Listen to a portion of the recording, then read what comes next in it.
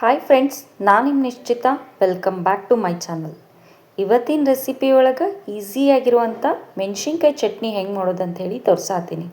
ನಾನು 2 ಚಾನಲ್ ಅದು, ಒಂದು ನಿಶ್ಚಿತ MS ಲಾಗ್ ಚಾನಲ್, ಇನ್ನೊಂದು ನಿಶ್ಚಿತ MS ತಿನ್ಸುಕಟ್ಟೆ ಚಾನಲ್. 2 ಚಾನಲ್ನು ಸಬ್ಸ್ಕ್ರೈಬ್ ಮಾಡ್ಕೊಂಡ ವೀಡಿಯೋಸ್ನ ನೋಡಿರಿ, ಶೇರ್ ಮಾಡಿರಿ, ಲೈಕ್ ಮಾಡಿರಿ. ಬರ್ರಿ ವಿಡಿಯೋನ ನೋಡ್ಕೊಂಡು ಬರೋಣಂತ. ನಾನು ಮೆಣಸಿನ್ಕಾಯಿ ಹುರಿಯಾಕ ತವಿನ ಯೂಸ್ ಮಾಡತ್ತೀನಿ. ಫಸ್ಟ್ ತವಿನ ಚಲೋತ್ನಂಗೆ ಕಾಯಿಸ್ಕೊಂಡು 1 ಹಿಡಿಯಷ್ಟು ಹಸಿ ಮೆಣಸಿನ್ಕಾಯಿ ಹಾಕ್ಕೊಂಡೀನಿ. ಆಮೇಲೆ 1 ಚಮಚದಷ್ಟು ಎಣ್ಣೆನ ಹಾಕ್ಕೊಂಡು ಮೆಣಸಿನ್ಕಾಯ್ದ ಕಲರ್ ಚೇಂಜ್ ಆಗೋ ಮಟ್ಟ ಚಲೋತ್ನಂಗೆ ಫ್ರೈ ಮಾಡ್ಕೊತೇನಂತ. ಈ ಮೆಣಸಿನ್ಕಾಯಿ ಚಟ್ನಿನ ಬಿಸಿ ಬಿಸಿ ರೊಟ್ಟಿ ಜೊತೆ ತುಪ್ಪ ಹಚ್ಕೊಂಡು ಸರ್ವ್ ಮಾಡಿರಿ. ಭಾರಿ ಮಸ್ತ್ ಅಂದ್ರೆ ಮಸ್ತ್ ಟೇಸ್ಟ್ ಬರ್ತೈತಿ.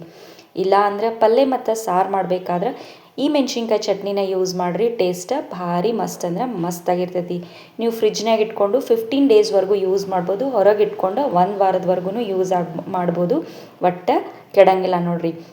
ಮೆಣಸಿನ್ಕಾಯಿ ಚಲೋತ್ನಂಗೆ ಫ್ರೈ ಆದಮೇಲೆ 1 ಗಡ್ಡೆಯಷ್ಟು ಬೆಳ್ಳುಳ್ಳಿನ ಸಿಪ್ಪಿ ತೆಗೆದು ಹಾಕ್ಕೊಂಡೀನಿ. ಆಮೇಲೆ 1 ಇಂಚಿನಷ್ಟು ಹಸಿ ಅಲ್ಲ ಹಾಕ್ಕೊಂಡೀನಿ. ಅಲ್ಲ ಆಪ್ಷನಲ್ ಐತಿ, ನೀವು ಬೇಕಿದ್ರೆ ಹಾಕ್ಬೋದು, ಇಲ್ಲ ಅಂದ್ರೆ ಸ್ಕಿಪ್ ಮಾಡ್ಬೋದು. ಈಗ ಇವನ್ನೂ ಕೂಡ ಮೆಣಸಿನ್ಕಾಯಿ ಜೊತೆ ಎಣ್ಣೆ ಒಳಗೆ ಚಲೋತ್ನಂಗೆ ಫ್ರೈ ಮಾಡೋಣಂತ. ಸೊ ಅಲ್ಲ ಬೆಳ್ಳುಳ್ಳಿ ಎಲ್ಲ ಚಲೋತ್ನಂಗೆ ಫ್ರೈ ಆದಮೇಲೆ ಒಂದು ಅರ್ಧ ಚಮಚದಷ್ಟು ಜೀರಿಗೆ ಹಾಕ್ಕೊಂಡು ಇದನ್ನು ಕೂಡ ನಾನು ಫ್ರೈ ಮಾಡ್ಕೊತೀನಿ. ಬಾಳೋತ್ತೇನು ಬೇಡ, ಒಂದು 2 ಸಲ ಈ ಹೊಳಸು ಹಾಕೋದಕ್ಕಂದ್ರೆ ಜೀರಿಗೆ ಚಲೋತ್ನಂಗೆ ಫ್ರೈ ಆಗಿಬಿಡ್ತಾವೆ. ಗ್ಯಾಸ ಆಫ್ ಮಾಡ್ಕೊಳ್ಳೋಣಂತ. ಕ್ವಿಕ್ ಆ್ಯಂಡ್ ಈಸಿಯಾಗಿ ಮೆಣಸಿನ್ಕಾಯಿ ಚಟ್ನಿ ರೆಡಿ ಆಗಿಬಿಡ್ತೈತಿ ನೋಡ್ರಿ. ಗ್ಯಾಸು ಆಫ್ ಮಾಡ್ಕೊಂಡ್ಮೇಲೆ ನಾವು ಒಂದು ಅರ್ಧ ಕಟ್ಟಿನಷ್ಟು ಕೊತ್ತಂಬರಿನ ಜಸ್ಟ್ ಮೆಣಸಿನ್ಕಾಯಿ ಮೇಲೆ ಇಟ್ಟೇನಿ. ಅದೇ ಬಿಸಿಗೆ ನಾವು ಏನಂದ್ರೆ ಕೊತ್ತಂಬರಿ ಫ್ರೈ ಆಗಿಬಿಡ್ತೈತಿ. ಸೊ ಹಾಗಾಗಿ ಈಗ ಹುರಿದಿರೋದಷ್ಟು ತಣ್ಣಗಾದ್ಮೇಲೆ ನಾವು ಇದನ್ನು ಮಿಕ್ಸಿ ಮಾಡ್ಕೊಳ್ಳೋಣಂತ.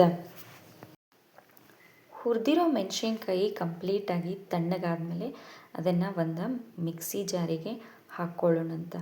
ಈಸಿ ಆ್ಯಂಡ್ ಟೇಸ್ಟಿಯಾಗಿ ಕ್ವಿಕ್ ಆಗಿರುವಂಥ ಹಸಿ ಮೆಣಸಿನ್ಕಾಯಿ ಚಟ್ನಿ ನೋಡಿರಿ. ಸೊ ಮೆಣಸಿನ್ಕಾಯಿನೆಲ್ಲ ಮಿಕ್ಸಿಗೆ ಹಾಕ್ಕೊಂಡ್ಮೇಲೆ ಈಗ ನಾವು ಇದಕ್ಕೆ ರುಚಿಗೆ ತಕ್ಕಷ್ಟು ಉಪ್ಪನ್ನು ಹಾಕ್ಕೊಳ್ಳೋಣ. ನಾ ಇಲ್ಲೇ ಒಂದು ಅರ್ಧ ಚಮಚದಷ್ಟು ಹರಳು ಉಪ್ಪನ್ನು ಹಾಕ್ಕೊಂಡು ಫೈನ್ ಅಂದ್ರೆ ಫೈನಾಗಿ ಇದನ್ನು ನಾನು ಮಿಕ್ಸಿ ಮಾಡ್ಕೊಂಡು ಬರ್ತೇನಂತ.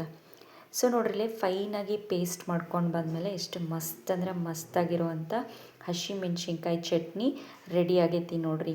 ಬರೀ ಈಗ ಇದನ್ನು ಒಂದು ಸರ್ವಿಂಗ್ ಬೌಲಿಗೆ ಸರ್ವ್ ಮಾಡ್ಕೊಳ್ಳೋಣಂತ.